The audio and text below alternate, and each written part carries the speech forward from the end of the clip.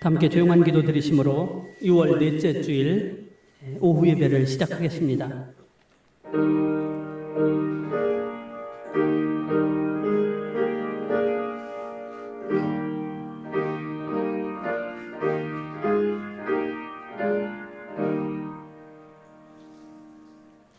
다 함께 찬송가 358장 부르겠습니다.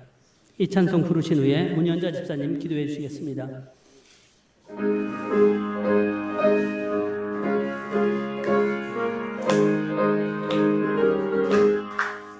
주의 진리 위해 십자가 분기 하늘 높이 들고서 주의 군사되어 용맹스럽게 찬송하며 나가세 나가세 나가세 주 예수만을 위하여 목숨까지도 바치고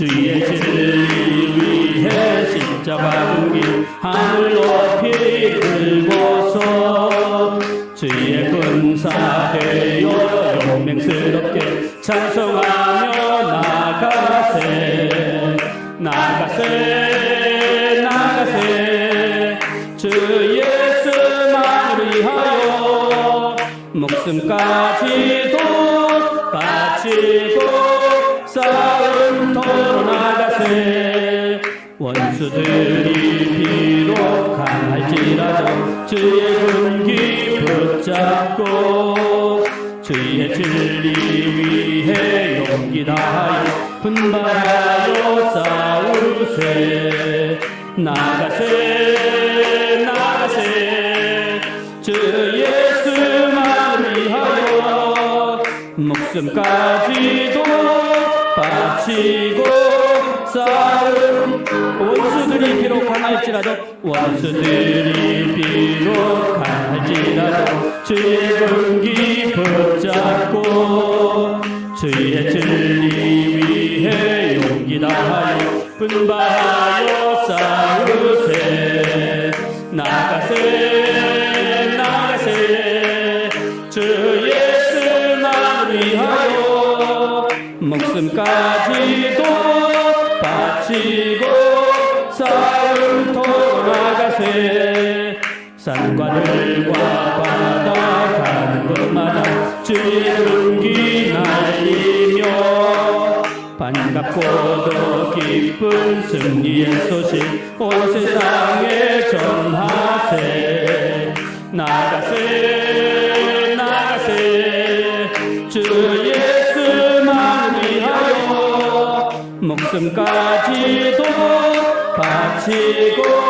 싸움터로 나가세 원수들은 이미 예수의 손에 하나없이 패하고 주의 군기만이 영광스럽게 온누리에 날리네 나가세 나가세 주 예수만 위하여 목숨까지도 바치고 싸움터로 나가세 아멘.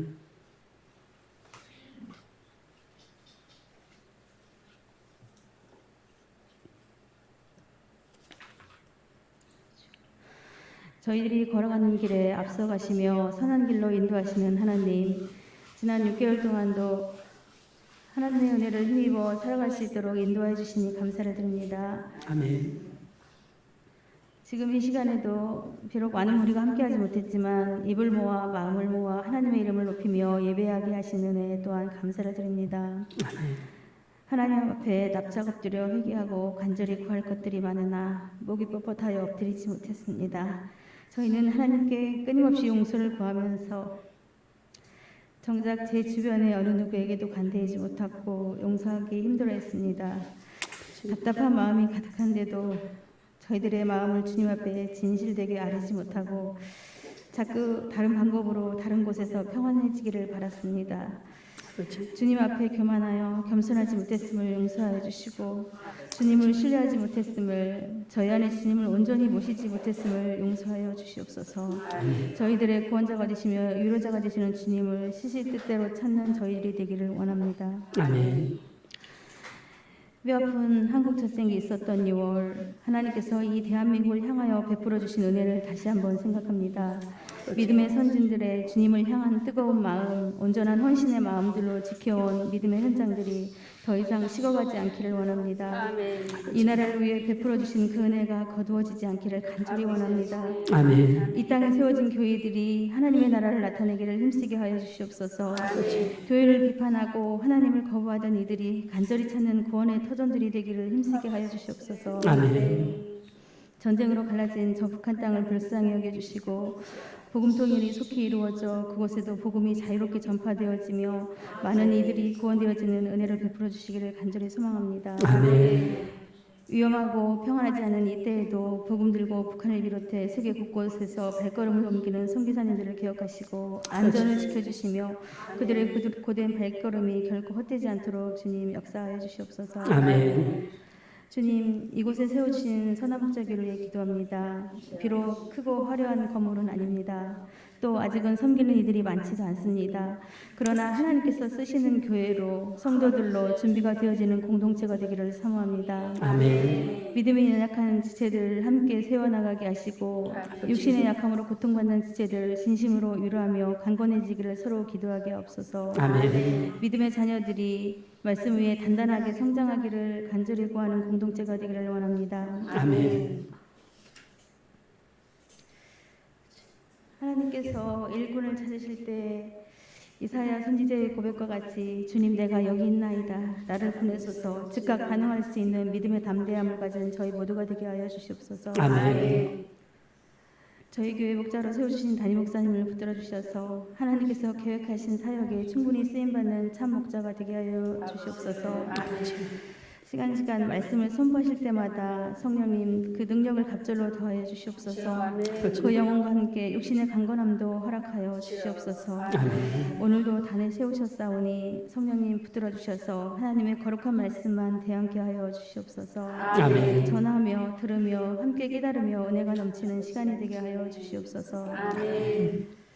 오늘 이 시간 하나님을 예배하는 이곳에 성령님의 인재를 소망하며 거룩하신 예수 그리스도의 이름으로 기도드리옵나이다. 아멘.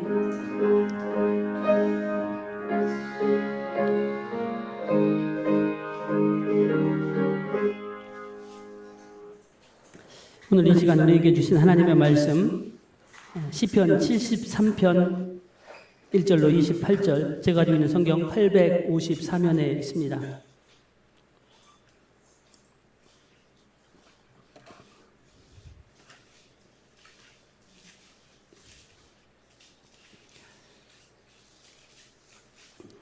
시편 73편 17절로 28절 봉독하겠습니다. 앞부분 16절까지는 오늘 봉독하지 않고 17절로 28절 말씀 교독하겠습니다. 하나님의 성소에 들어갈 때에야 그들의 종말을 내가 깨달았나이다. 주께서 참으로 그들을 미끄러운 곳에 두시며 하늘에 던지시니 그들이 어찌하여 그리 갑자기 황폐되었는가 놀랄 정도로 그들은 전멸하였나이다. 주여 사람이 깬 후에는 꿈을 꾸자 같이 주께서 깨신 후에는 그의 형상을 멸시하시리라. 내 마음이 산란하며 내 양심이 찔렸나이다. 내가 이같이 우매무지함으로 주 앞에 짐승이오나 내가 항상 주와 함께하니 주께서 내 오른손을 붙드셨나이다. 주의 교훈으로 나를 인도하시고 후에는 영광으로 나를 만족하시니 하늘에서는 주 외에 누가 내게 있으리요? 땅에서는 주밖에 내가 사모할 이 없나이다. 내 주와 마음 쇠약하나 하는 내 마음에 말씀하시오 영원을 건지시리라. 무릇 주를 멀리하는 자는 망하리니 음녀같이 주를 떠난 자를 주께서 다 멸하셨나이다. 하나님께 가까이 하는 이에게 비노라. 내가 주와 나의 피난처로 삼아 주의 모든 행적을 전파하리이다. 아멘. 교회 성전은 성도들에게 참으로 귀하고 복된 곳입니다. 세상 속에서 참 그럴 때가 있어요. 출구가 없는 것 같은 답답한 상황, 사방이 꽉 막혀 있는 것 같은 그런 절박한 상황에 놓여 있다 할지라도 성도들이 이 땅에서 하나님 앞에 간절히 찾고 기도하면 하나님께서는 하늘의 문을 열으셔서 성도들의 기도를 받으시고 땅의 문까지 열어주시는 은혜가 이 교회로부터 시작됩니다. 그렇기 때문에 교회 성전은 하나님께서 당신의 이름을 걸어 두신 곳이고 당신의 눈과 귀를 항상 이곳에 두어서 우리들이 드리는 기도를 보고 들으시고 응답하시는 것입니다. 우리가 흔히들 이제 기도는 들으신다, 응답하신다라는 이제 이렇게 고정관념이 있을 수 있어요. 근데 하나님 우리의 기도를 보셔요. 기도하는 모습, 기도하는 태도, 기도하는 마음. 이미 그것을 보시면 기도의 내용도 들으시고 응답하시는 거죠. 우리 그것을 잊지 말아야 돼요. 사도 바울이 디모데전서 3장 15절에서 만일 내가 지체하면 나로 하여금 하나님의 집에서 어떻게 행하여야 할지를 알게 하려 함이니 이 집은 살아계신 하나님의 교회요 진리의 기둥과 터니라 이렇게 말씀하고 계셔요. 오늘 이 말씀을 통해서 말씀의 제목을 진리의 기둥과 터인 교회로 잡았어요. 그런데 진리의 기둥과 터가 되는 교회에 어떤 영향력들, 어떤 일들이 일어나는지를 시편 73편의 말씀을 중심으로 해서 살펴보려고 해요. 그러니까 주제는 디모데전서 3장 15절 말씀에서 찾았고 설교의 내용 대부분은 바로 시편 73편의 내용입니다.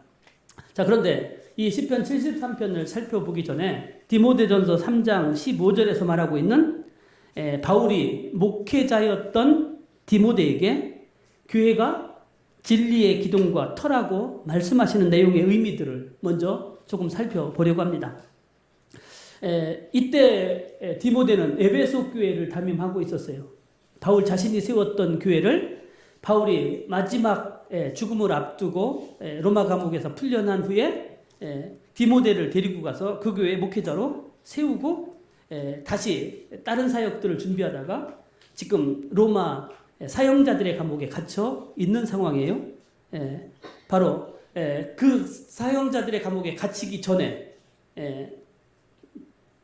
마게도니아 지역에서 디모데에게 편지를 쓴 내용 중에 하나가 바로 이 말씀인데 당시 디모데가 사역하고 있던 에베소 교회는 이단들의 위협이 상당히 강화되어지고 있을 때였어요. 점점 심해지고 있을 때였다는 거죠. 그래서 이단들의 위험성에 대해서 교회가 어떻게 대처하고 무엇을 붙들어야 될지를 가르치는 내용 중에 하나였죠.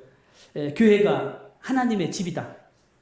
뿐만 아니라 그 하나님의 집인 교회에서 해야 되는 일들 중에 중요한 것들, 가장 중요한 것이 뭐냐? 복음을 선포하고 복음을 진리의 말씀을 전하는 일들을 지원하는 것, 그리고 수호하는 것.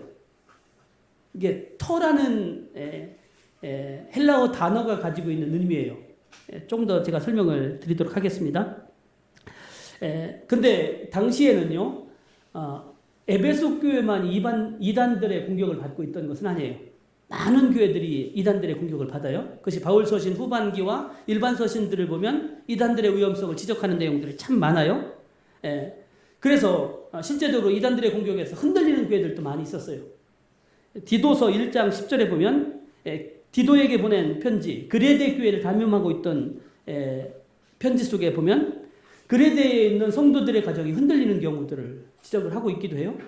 그런데 바울은 많은 교회들이 이단들의 위험 속에서 흔들리고 있지만 그럼에도 불구하고 하나님의 터는 견고하게 서 있다라고 디모데후서 2장 9절에서 말해요. 그러니까 이 디모데전서 쓸 때보다도 뒤에 쓴 편지에 훨씬 더 많은 상황들이 어려움을 겪고 있지만 그러나 그럼에도 불구하고 걱정하지 말라는 거예요.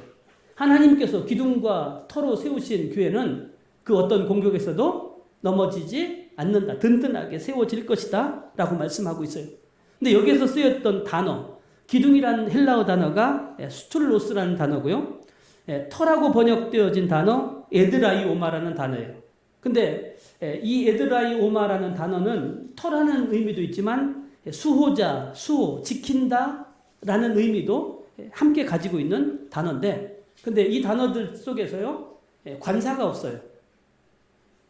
이 관사가 없다라는 얘기는 오직 하나가 아니라는 얘기예요. 다시 이야기하면 교회가 하나님의 기둥과 터의 일부분일 뿐이다. 교회 이꼬르 하나님의 기둥과 터, 이렇게 생각하면 안 된다는 거예요.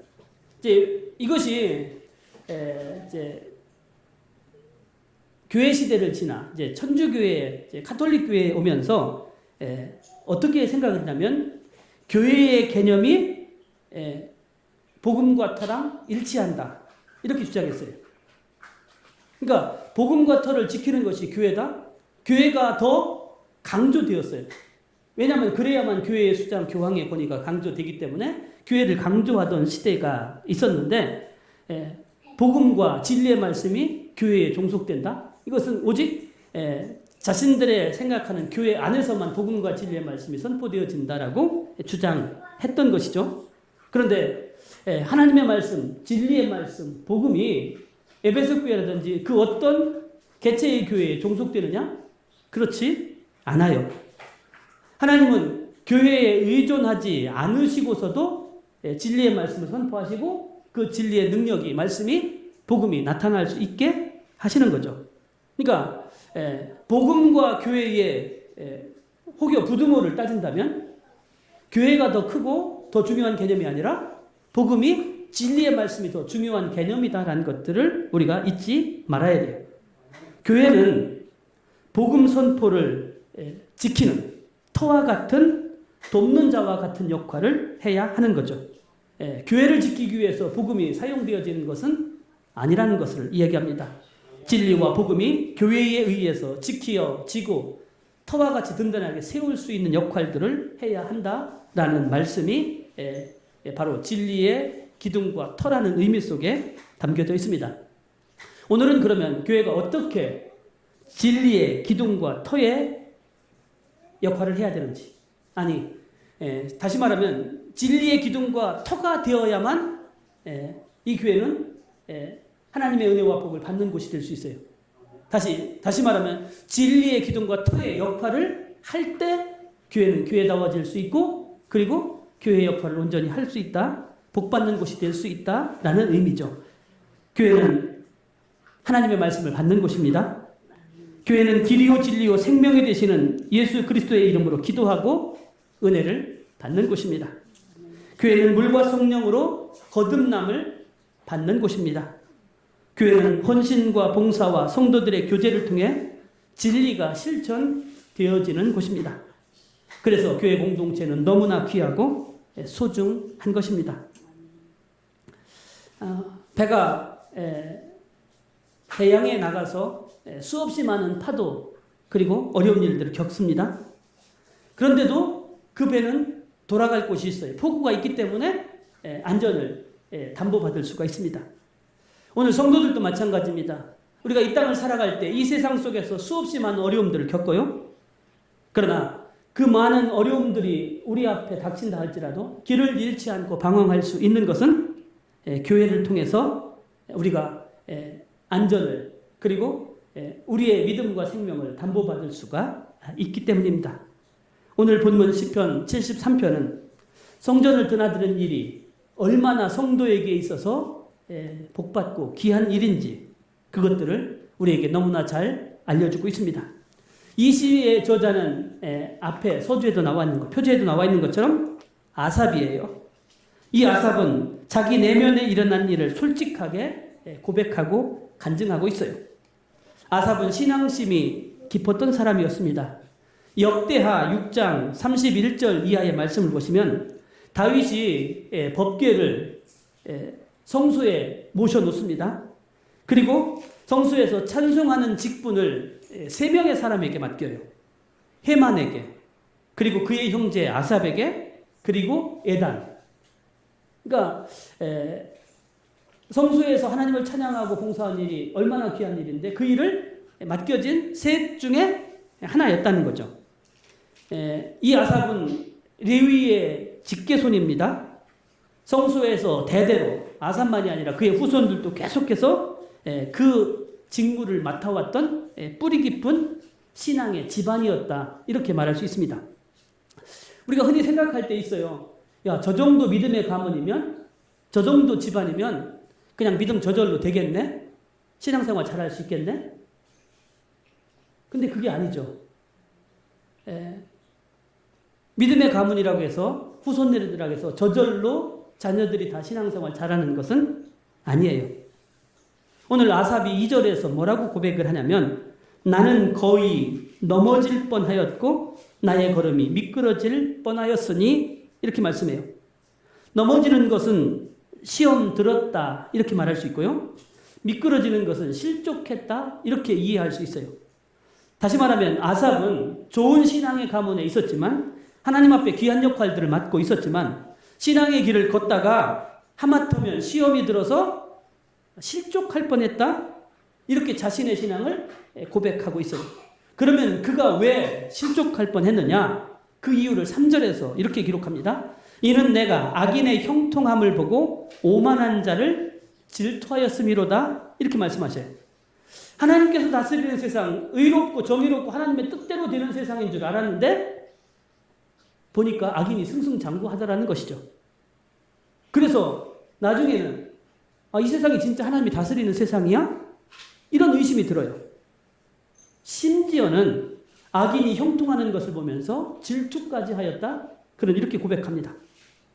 이런 상황들, 이런 기분과 이러한 심적인 상태를 만나면 신앙인들이 영적으로 고통스럽고 위기의 상황이에요.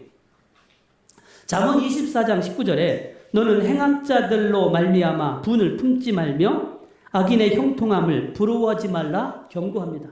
왜냐하면 이런 마음이 들면 함께 악으로 기울어질 수가 있기 때문이에요. 악인들이 하나님의 징벌을 받지 않고 보란듯이 잘 살고 그런 현실을 바라보면서 하나님이 어디 있어? 죄를 지어도 하나님이 아마 모른 척 하실 거야? 이렇게 하나님을 부정하는 마음들이 싹트고 자라나기 시작해요. 이런 세상을, 이런 것들을 더 눈여겨보고 그게 우리의 눈에 자꾸 들어오기 시작하고 생각하기 시작하다 보면 바른 신앙을 가지고서 끝까지 버티기가 쉽지 않는 거예요. 오늘 보면 13절을 보시면요. 우리가 읽지 않은 부분인데 내가 내 마음을 깨끗하게 하며 내 손을 씻어 무죄하다 한 것이 실로 헛되도다. 자기가 하나님만을 믿고 착하게 살았는데 악인들이 잘 되는 것 보니까 소용없더라. 회의가 찾아온 순간이었어요. 누구에게요? 이 아삽에게. 그래서 그는 나도 그냥 다른 사람들처럼 한번 내 마음 내키는 대로 한번 살아볼까? 이런 생각 든 적 없으십니까? 열심히 최선을 다했는데도 되어지지 않고 대충 즐기면서 사는 사람들 보면서 그들은 잘 사는 것 같으니까 나도 한번 저렇게 한번 살아보지 않을까? 이런 유혹. 아삽에게 생긴 유혹이었어요. 15절을 보시면요. 내가 만일 스스로 이르기를 내가 그들처럼 말하리라 하였더라면 나는 주의 아들들의 세대에 대하여 악행을 행하였으리라. 이런 마음까지 이렇게 말하고 싶은 생각까지 아삽이 여기까지 올라왔어요. 하마터면 그도 참 믿음을 고수하는 하나님의 백성들에게 큰 실망을 안겨줄 뻔했다는 거죠. 여러분들 여기까지 올라온 것과 내뱉는 것 그리고 행동하는 것은 달라요. 이미 내 입으로 고백했다는 얘기는 주워 담을 수 없어요.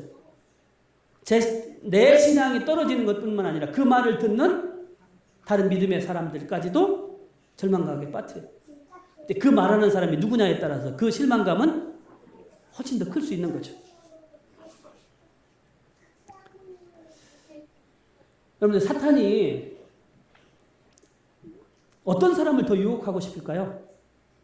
대충 그냥 왔다 갔다 하는 그런 신앙의 사람 유혹해서 넘어뜨리고 싶을까요? 아니면 진짜 신실하게 하나님만 의지하는 욥과 같은 사람 넘어뜨리고 싶을까요? 누구를 넘어뜨리냐에 따라서 믿지 않은 사람들 또는 연약한 믿음의 사람들에게 미치는 파급력은 비교할 수 없죠. 신앙생활 잘하는 사람, 이런 사람 넘어뜨리고 싶어요.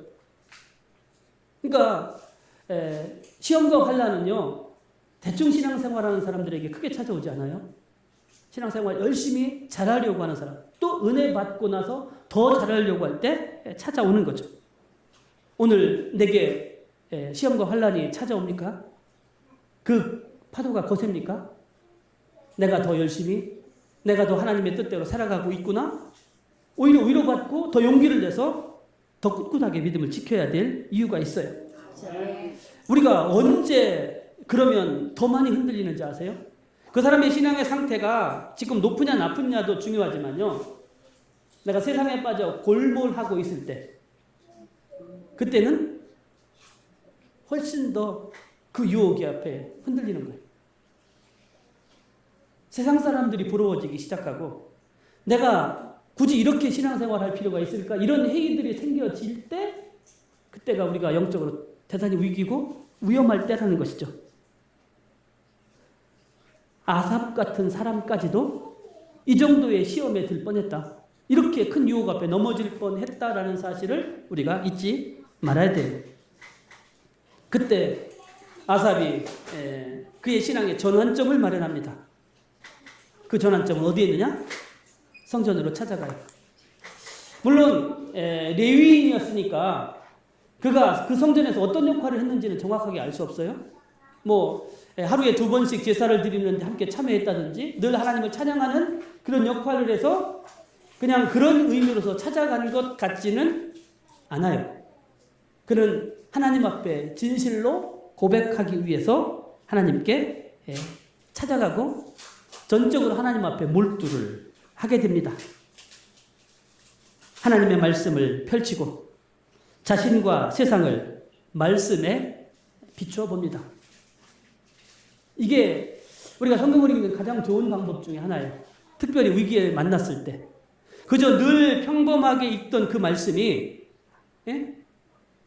지금 내 상황과 세상과 상황들, 세상을 바라보는 내 시각들을 반영할 수 있는 말씀들.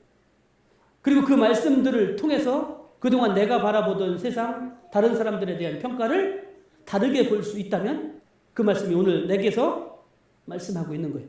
역사하고 있는 거예요. 그러면 그때 그 말씀의 비단에서 세상을 바라보고 내 내면을 바라보고 그러면 그때부터 기도하기 시작해지는 거예요. 세상 속에 있을 때 세상만을 바라볼 때는 우리의 영혼이 앞이 보이지 않는 그 좁은 길을 걸어가는 것처럼 방황했지만 하나님의 전에 이르면 우리의 영혼은 하나님께서 성전을 통해 베푸시는 여러 은혜의 시간들을 통해서 영혼이 균형을 잡아가기 시작합니다.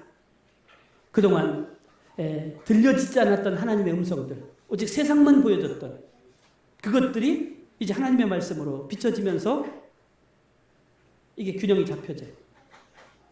세상을 바라보는 시각들이 달라지는 거죠.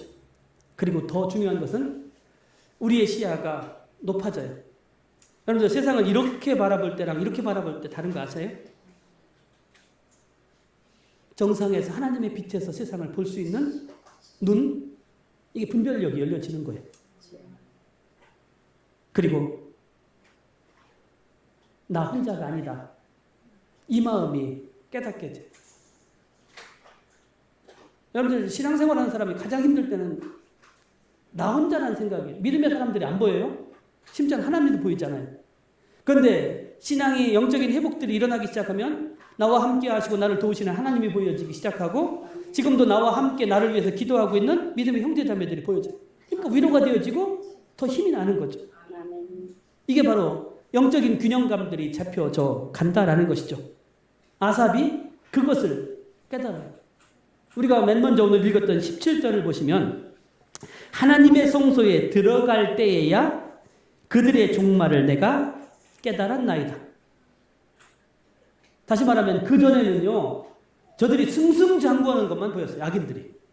그런데 하나님의 성소에 들어가서 말씀을 통해서 비춰보니까 저들이 결말이 어떻게 될지 보여지기 시작하더라는 것이죠. 말씀에 비춰서 보니까 악인들이 잠시 승승장구, 그러니까 그때는 영원히 할 것 같았어요.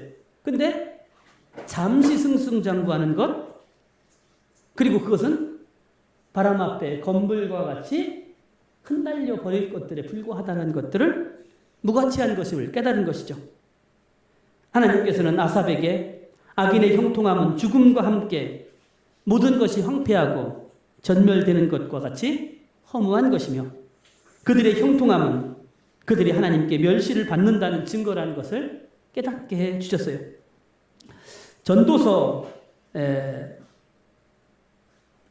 말씀해 보시면 이 세상에서 가장 악하고 불쌍한 것은 그 마음에 악이 가득하여 평생에 미친 마음을 품고 살다가 죽음에 삼켜지는 것이라고 말합니다.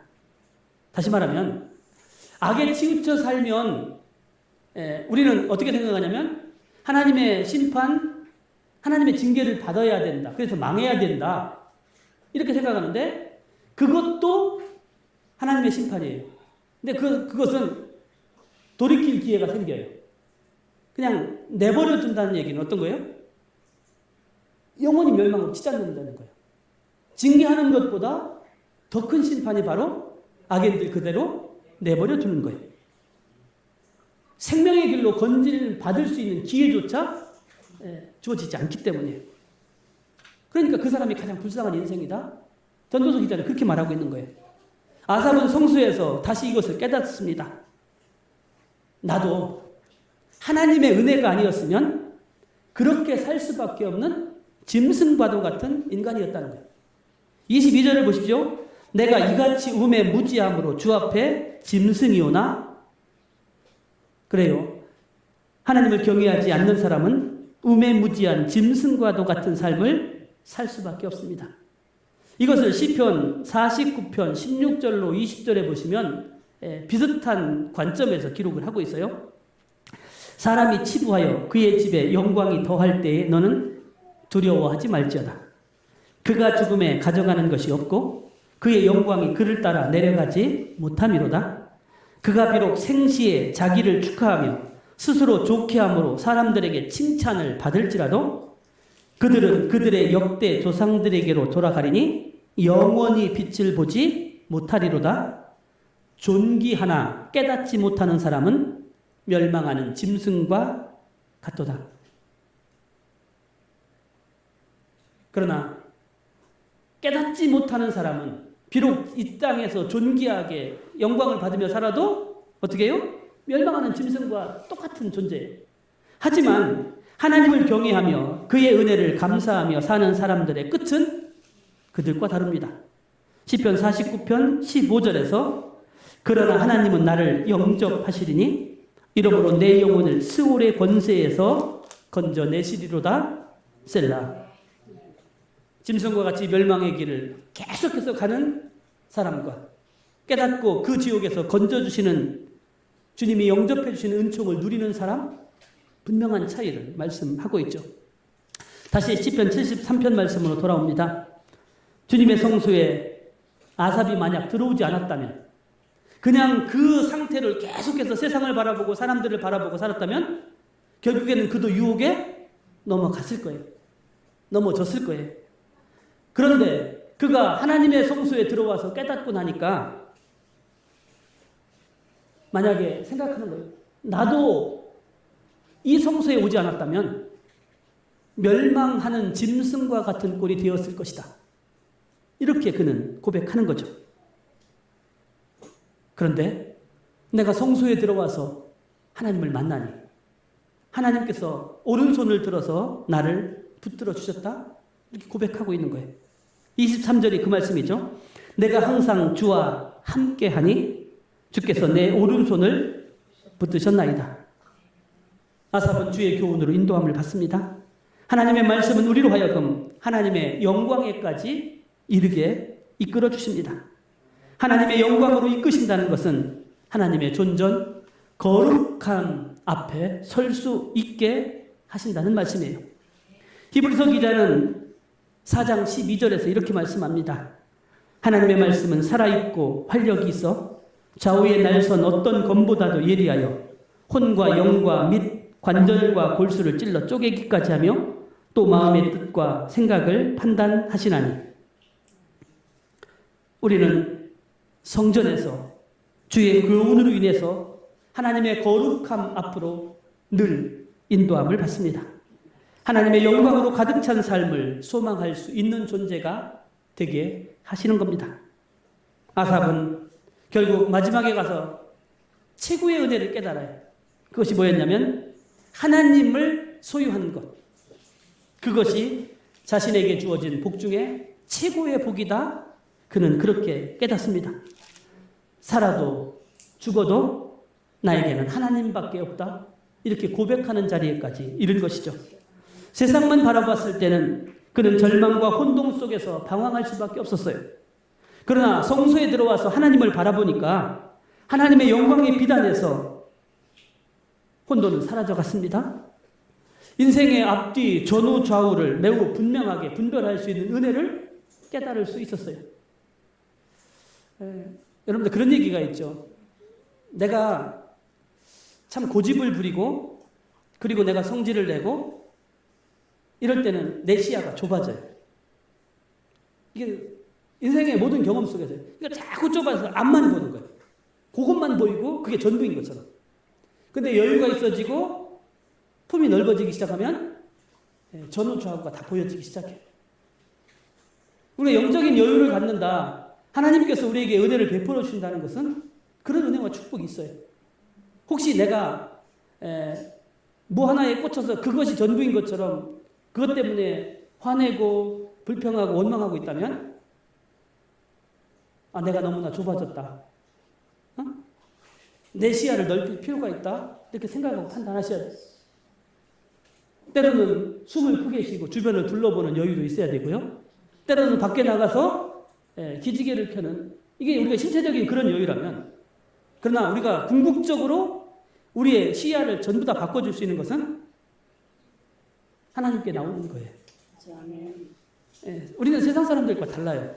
왜냐하면 세상 사람들은 다른 그 어떤 것들로 해서 자신의 시야와 생각들이 바뀌어질 수 있고 달라질 수 있지만 적어도 영적인 사람들은 영적인 부분들이 해결되지 않고서는 완벽한 회복이 있어지지 않아요. 그리고 그 영적인 회복은 하나님의 집에서 하나님을 만나고 하나님의 음성을 듣고 하나님 앞에 기도하는 것에서부터 시작된다는 사실을 우리는 놓치지 말아야 돼요.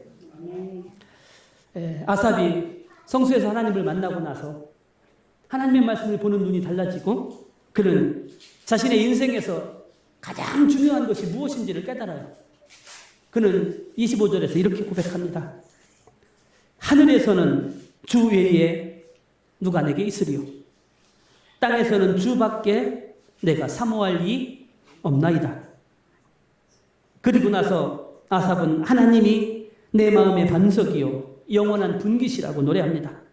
여기서 분깃은 물려받은 기업, 유업을 의미하는데 아삽은 뭐를 얘기하냐면 하나님을 믿음으로 하나님께서 축복하셔서 내게 주실 것들, 하나님이 주시는 것들, 이게 유업이 아니라 뭐가 유업이라고요? 뭐가 분깃이라고요? 하나님 자신이. 하나님 그분만 내게 있으면 됩니다. 이렇게 고백하는 거죠. 하나님이 주시는 선물이 아니라 하나님이 곧 선물임을 아삽이 깨닫습니다. 주님을 멀리하는 인생은 망한 인생입니다. 반면에 하나님을 가까이 하는 사람은 복된 인생을 살아갈 수 있습니다. 하나님이 곧 복이기 때문입니다. 성소에서 아삽의 영혼은 온전하게 다시 회복될 수 있었습니다. 자기 영혼의 가장 높고 소중한 자리, 영혼의 보좌를 하나님께 내어드리자 아삽의 영혼이 제자리를 찾아올 수 있었던 것입니다. 그리고 이 일이 일어나는 자리가 어디예요? 성소였어요. 성전이었습니다. 사랑하는 여러분, 성전을 사모하십시오. 성전에서 드리는 기도, 성전에서 드리는 찬송, 성전에서 읊조리는 하나님의 말씀, 성전에서 흘리는 눈물, 성전에서 올리는 탄원과 간구의 기도, 하나님은 이 복을 성도들에게 주셨어요. 아멘. 세상에 그 누구도 이것을 이러한 복을 누릴 수 없어요.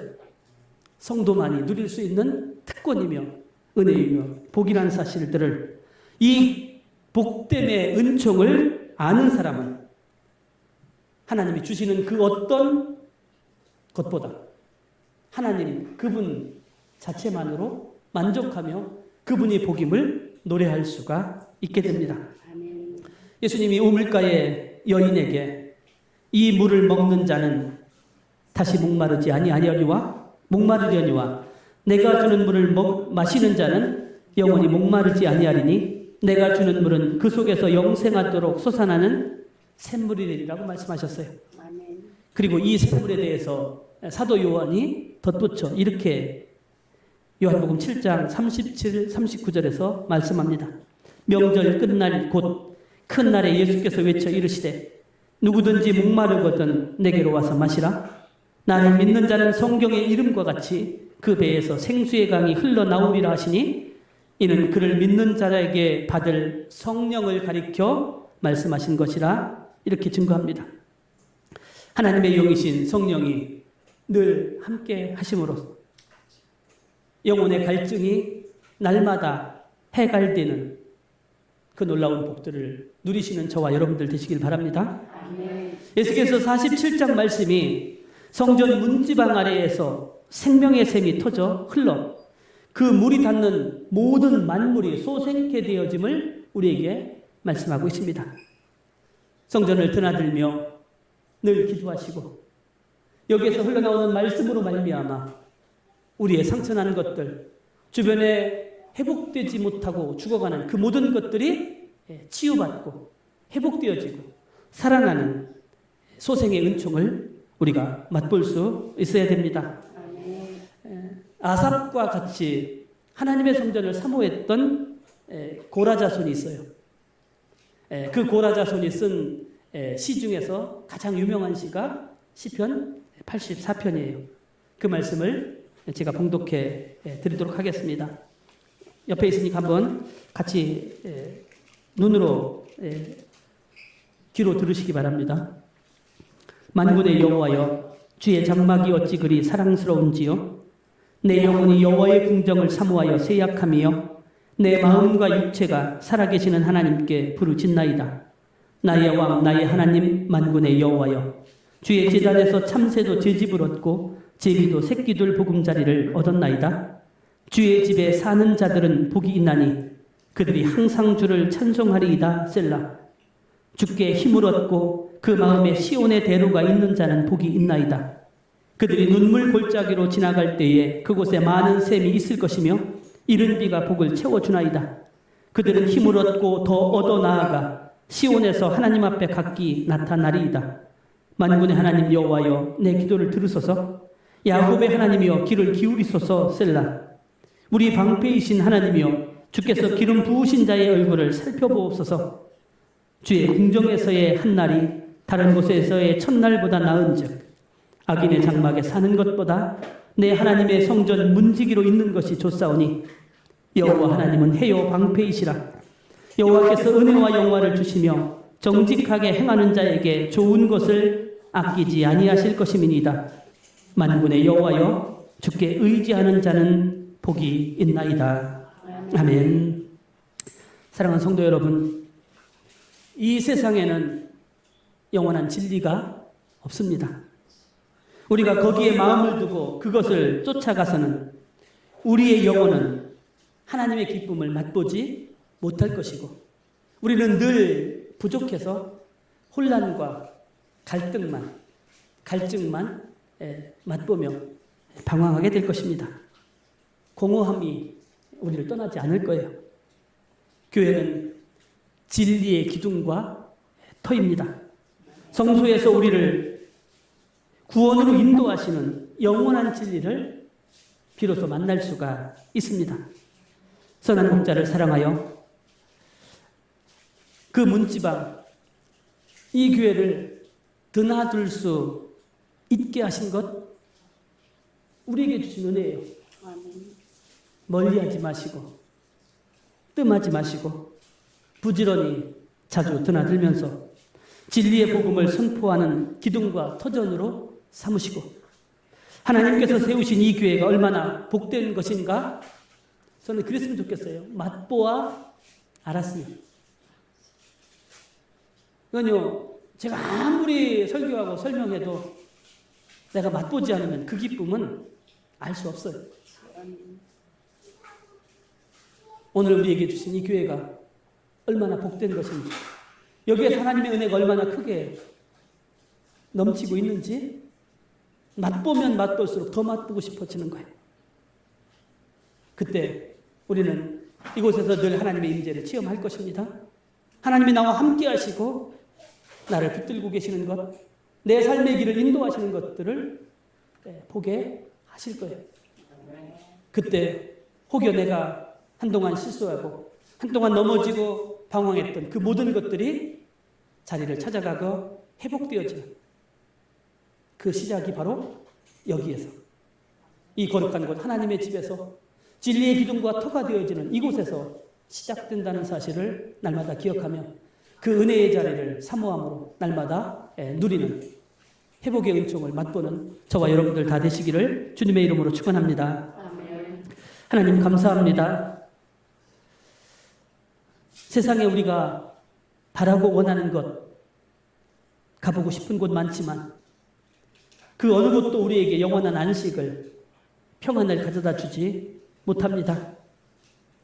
비록 딱딱하고 비록 연약하고 부족한 이곳, 그러나 이곳이 진리의 기둥과 터가 되는 곳이기에, 하나님이 거하시는 하나님의 집이기에 우리는 이곳에서 하나님을 만나고 은혜를 체험하며 우리의 모든 영혼의 갈증을 해결하는 복된 곳이됨을 저희들 날마다 깨달아 알아갈 수 있게 하여 주옵소서.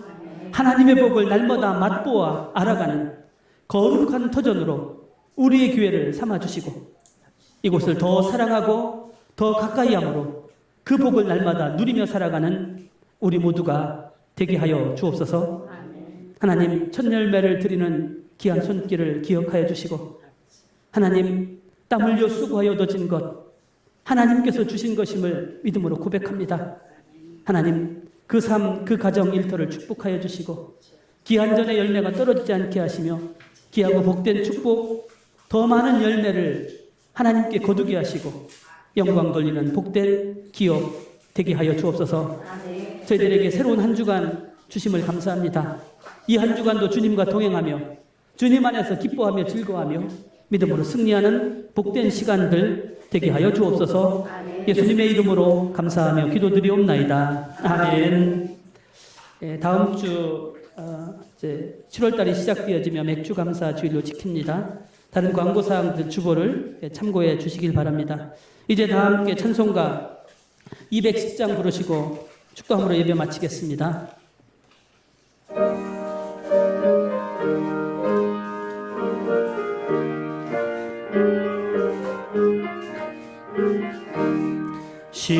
시온성과 같은 교회 그의 영광 한없다. 허락하신 말씀대로 주가 친히 세웠다. 반석 위에 세운 교회 흔들 자가 누구랴.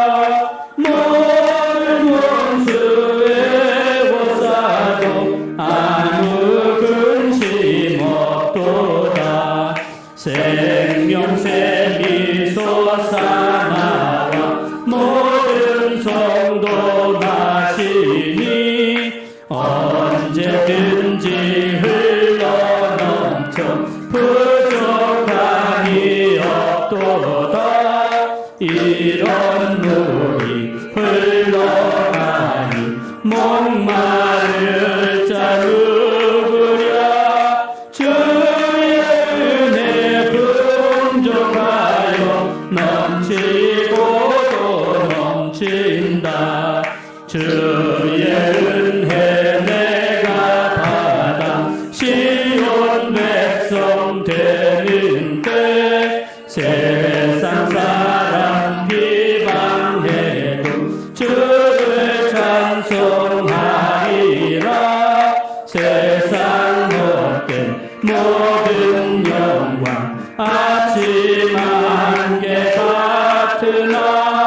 주의 자녀 받을 복음 영원 무궁하도다.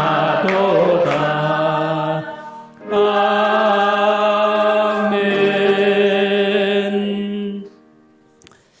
이제는 우리 주 예수 그리스도의 은혜와 하나님 아버지의 무한하신 사랑하심과 성령의 역사, 교통, 위로하심이 반석과 같은 교회, 그곳을 사모하고 사랑함으로 우리의 모든 문제와 갈등들을 하나님을 만남으로 해결함 받고 하나님이 주신 은총으로 세상을 이기는 든든한 믿음의 소유자로 날마다 나아가기 원하는 선한 목자교회 모든 심령들 머리 위에 이제로부터 영원까지 함께 하옵시기를 축원하옵나이다. 아멘.